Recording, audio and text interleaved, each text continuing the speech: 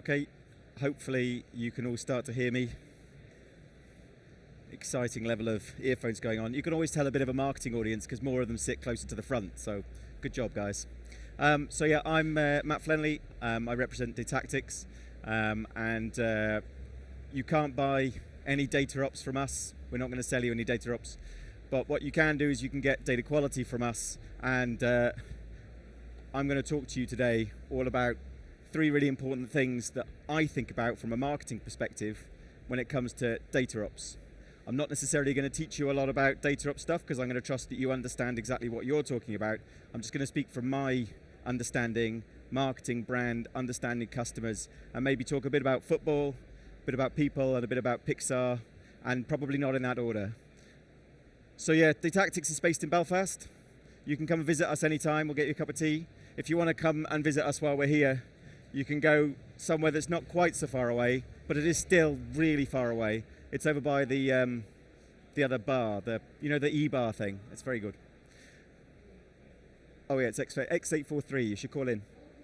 First of all, Pixar. Pixar for me is probably the most important place for us to be starting, because I don't know whether you're aware of this, but as well as all of his incredible innovations, Steve Jobs was responsible for a fairly mundane piece of work while investing in Pixar as part of Apple. And what that was their office design. And in their office design, on the one side you had their technical people, and on the other side you had their creatives. And in the middle they created this vast atrium, a bit like this. And this had all of the various elements like cafes, bars, gyms, because Pixar's massive, right? And the whole point that Steve Jobs was going about was, how are my technical and my creative people going to meet together and share best practices and really leverage each other's insights without feeling like it's completely forced. So by shaping the office in this way, it allowed those people to actually interact. And quite a lot of that was built on this guy's work. Oh, sorry, yeah. Well, they all met around coffee. That was the thing that they really loved. If you're going to do anything with data, it's all in coffee. This guy, Leon, this is going slightly faster. Leon Festinger is the guy that I would like to talk to you a little bit more about, because his work in understanding social spaces and social interactions demonstrated that in, I think it was MIT, they had a whole load of people who were veteran students, and they wanted to try and figure out why these people weren't getting along, why they weren't getting work done. And he studied how their dormitories worked, and he figured out that these people would interact and build their relationships better if actually they got to know each other better. This work then went on into Pixar to understand, when we actually all interact, what can we actually manage to get done? And in a Dataops context, this is a great image actually, what you're looking at is a similar idea. You've got a collection of people who are in business lines, people who are technologists, people who are non-technical, and it's all around how do they collaborate, how do they meet? And both Festinger and Steve Jobs had the contention that actually there's a physical dimension, a physical element to this that's really, really key. So one of the things that I'm going to talk to you about in this context is if you're devising a Dataops architecture and you're thinking Dataops is the absolute silver bullet that's going to save all of us, if you're going into it without thinking about where people are going to meet and how they're going to collaborate and how they're going to foster that innovation together, it's going to make it extremely hard for your ideas to land.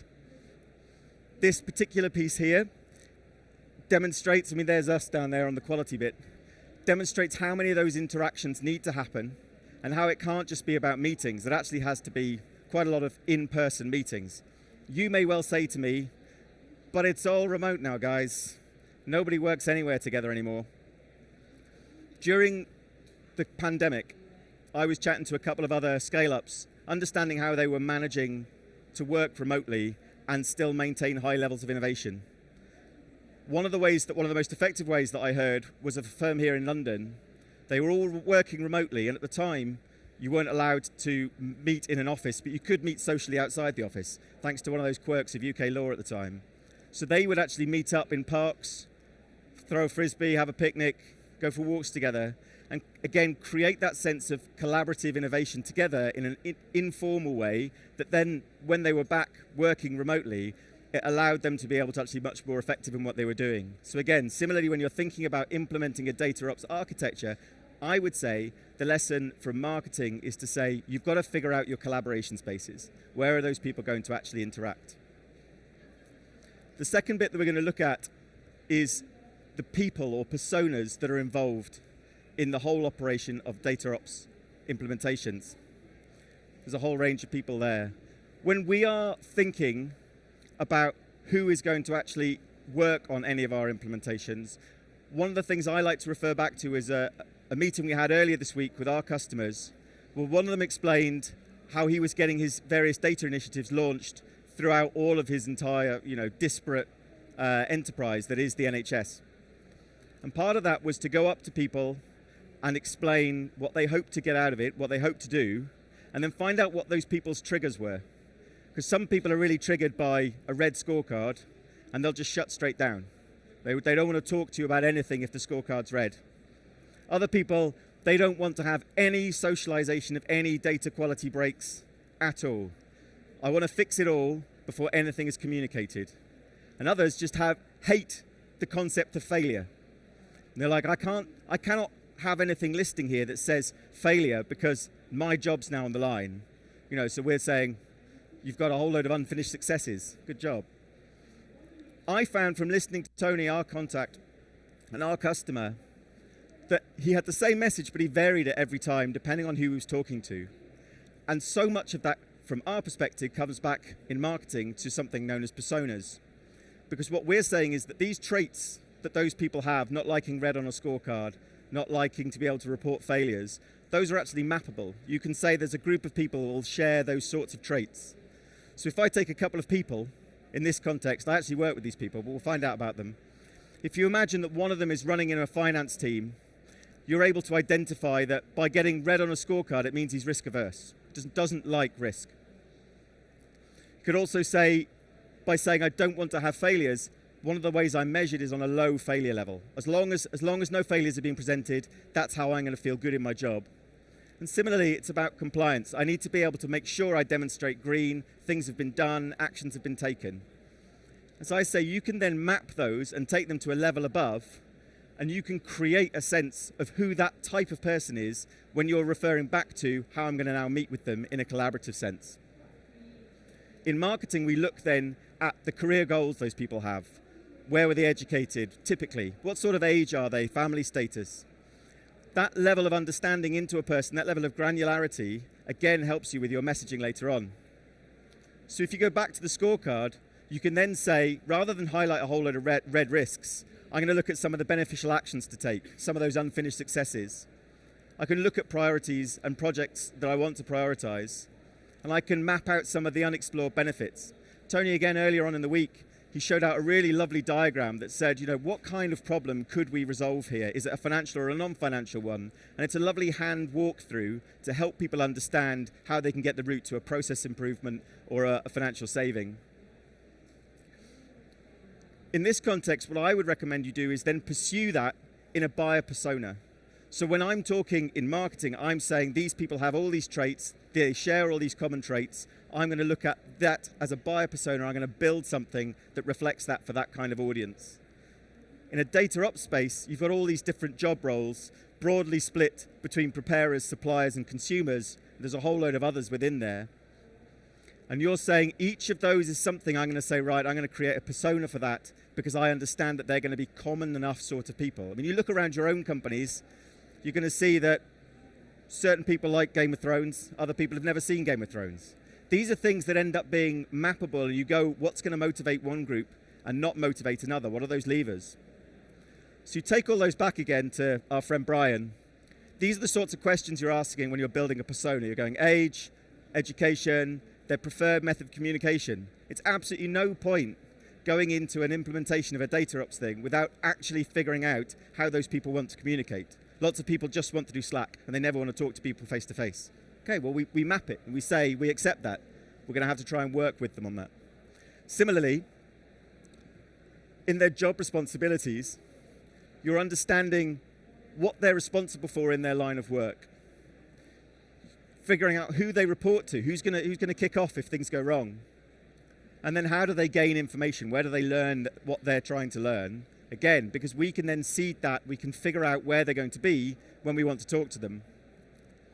And then similarly, the tools they need to do their job, how their job's measured, their goals and their biggest challenges. And if you look at some of the ways that their job is measured, then with the Dataops hat on, you're thinking, right, what can I provide to this person to make their life easier? You're all like me, you'll take photographs of slides, so I'll leave it there for a little bit.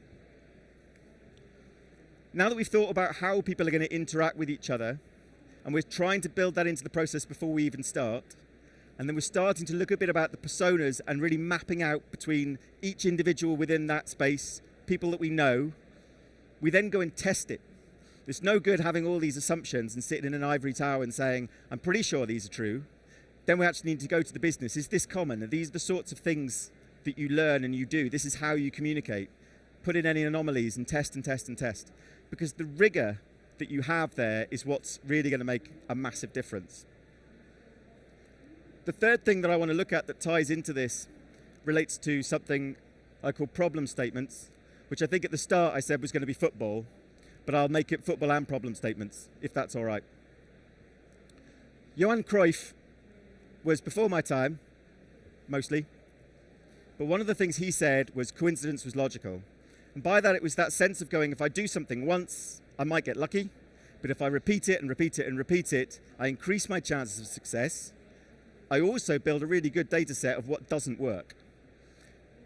That discipline that Cruyff applied to football, again, when we think about marketing disciplines, that rigor is what we have to keep applying when we're thinking about where people meet, what their personas are, and what's going to motivate them.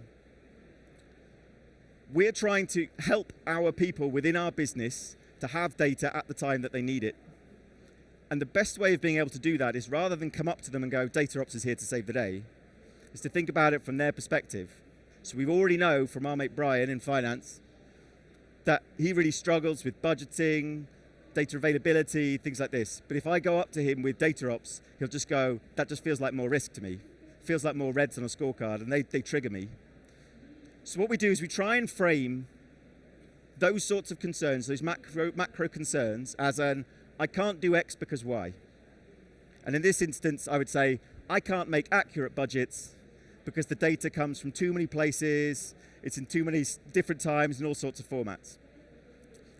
We've taken it straight from him saying, I can't do budgets, and my budgeting isn't accurate enough. We can then map that into what a data problem looks like that Dataops people can start to really think, I could do something here. The hinge here is where we then flip that round and say, what if? What if I could? Because when it's a problem statement, it just feels like yet another thing that I'm not going to get to do. It's another picture I haven't hung up on the wall. The room isn't tidy. When you turn it around into a what if statement, you're starting to build the idea that it could happen. It's no longer something that can't. It could happen. So in this instance, we're saying for our mate in finance, what if I could have access to the data that I need when I need it to make accurate budgets? Now we're starting to think about this in the context of what a Dataops architecture could deliver. The rigor that's applied in this then goes back to those business users, back to those people that you've created those personas, you've understood the problem that they have, you've framed it in a way that you think that's going to actually really help them, and then you go back and you test it. And I think in a marketing sense, we're not terrified of failure. We're quite happy to test. Does it work? We A/B test things all the time. Which is better? Did you like this one more? Did you convert more off this one than this one? And these are the things that we feel, well, at least I feel, in a marketing context can really help in a technical space, because you can start to really iterate things in a way that we might do, because we're thinking about a target market, a target audience. People are ultimately going to choose to buy or not buy your architecture or your way of doing things. And that's going to come down to how well you know them, not necessarily how well you know what you know. So if we think about our friend Mr. Cruyff and his logical coincidences, we think about the personas that we build and the rigor that we put into actually building them. And then again, we create those spaces like Pixar did for people to overlap and to interact. It gives us much more of a chance for our coincidences to be logical. And ultimately, because I've spoken about 3 times faster than I anticipated, that actually gives us loads of time for questions. So I would like all of your coincidences to be logical. If you have questions on this, please raise them now. I'll put some headphones on to listen, because I'm quite happy to test and iterate and do it again. But there we are. Yeah, come. Thank you.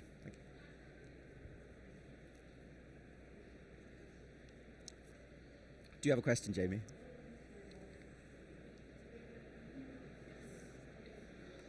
I think you know my microphone.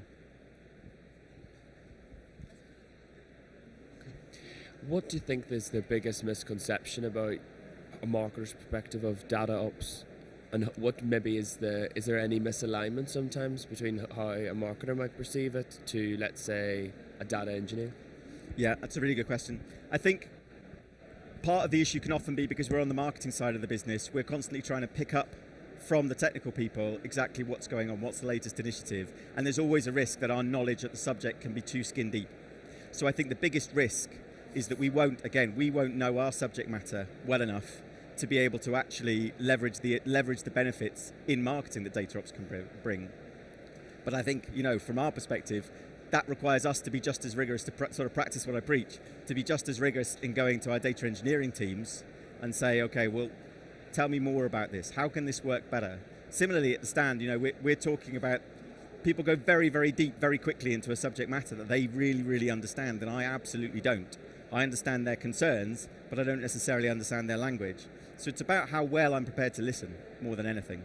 And then there's absolutely no shame in not knowing. It's okay to not know something, but once you don't know it, it's not okay to carry on not knowing it. So I think that's probably where we kind of disconnect, unless we're meeting over coffee.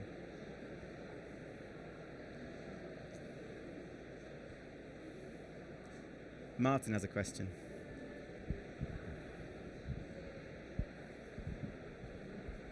Hello, Matt. Hello, Martin. I can hear myself. Question I have is, so at Reach we work remotely. Yeah. And I found the part you said about personas to be really interesting. That's something we struggle with at the moment when trying to communicate the benefit of DQ or the benefit of data governance. So I don't know whether you have any thoughts on how to build those personas, tease that out of people, one, working in a remote sense, and just in general, I guess. Yeah, I think it's really hard to do something if you don't have a personal relationship, isn't it? That back to the science part, the research part, where it's saying you need the personal relationship, which only happens when you meet. But if you're not meeting, how are you going to get the personal relationship? It is a little bit chicken and egg. I think my recommendation would be, what we would do is a whole lot of sort of macro research into general trends within the market that are typical for people who apply for that role. So it's probably start where recruitment agencies start. Look at the types of people that they're targeting. One of the reasons why we came here is because we know, as well as a combination of buyers that will be here, actually it's mostly people who are implementers or users of the technology. I don't know if there's much left. We can learn a huge amount from the sorts of people that they're talking to, record all of it and go, these are the ways that they learn, these are the ways that they find out their information, and then you start to just drip feed that to the people that you do actually have, that you do know. You start to reframe your messaging slightly, A/B test it. If you know that half of your team really loves working remotely and never seeing anyone ever, but they're all absolutely nuts about coffee, well then you've got an opportunity to say, look, why don't we I'm going to send you all some coffee and you can tell me your feedback and let me know what you think. You start the conversation going about something that they're passionate about, and then it becomes, well, next time we should meet up. We should kind of do this. We'll go and do barista course or something. You create that community that then allows you, almost like the pass, to be able to find out more about who they are and what makes them tick. Because again, that's ultimately how you're going to break through the nub of people's personal sort of professional shells. Have me along for the coffee thing. Any other questions? We're all just looking forward to astronauts. I'm sorry I'm 0% astronaut so far. Okay, well, thank you very much. You've all been very attentive. You may go about your day.